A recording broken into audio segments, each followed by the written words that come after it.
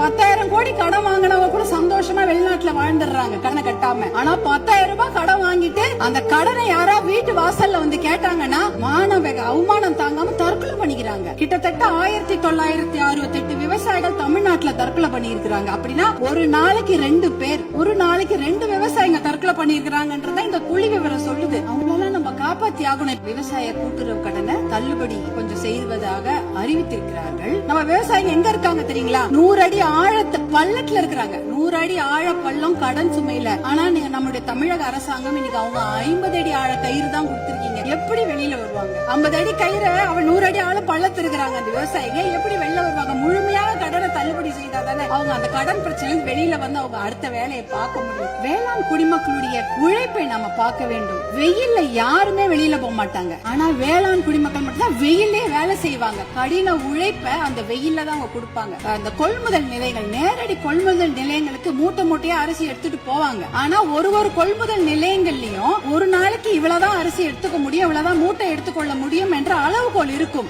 ஆனால் அந்த அளவுகோலுக்கு மேல ஆயிடுச்சுன்னா அந்த மூட்டையை வச்சுட்டு வெயிலையும் மழையிலயும் அங்கேயே இருக்கணும். அது என்னவானாலும் சரி, மூட்டையை அவங்க நிலத்துல இருந்து எடுத்துட்டு போயிட்டாங்கன்னா தனியார் அந்த கொள்முதல் நிலையங்கள் வாசல்லே படுத்து கிடப்பாங்க. மழை பெஞ்சிச்சுன்னா அந்த மூட்டையெல்லாம் உள்ளே முளைச்சிடும், கெட்டு போயிடும். இப்படி எத்தனையோ சிரமங்களை மீறி தான் அவங்க நம்மளுடைய உணவு மேசைக்கு சாப்பாடை கொண்டு வராங்க.